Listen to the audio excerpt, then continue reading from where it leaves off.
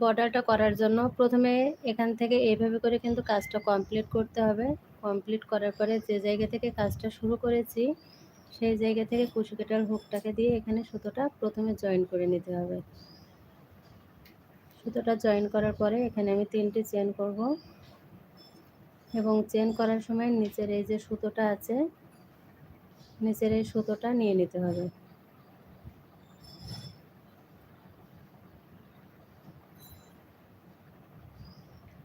এক, দুই, তিন। থ্যাংক ইউ আপু কমেন্ট করার জন্য। এখানে দেখুন আমি 3টে চেন করেছি, বুঝতে পারছেন কি আপু একটু জানাবেন।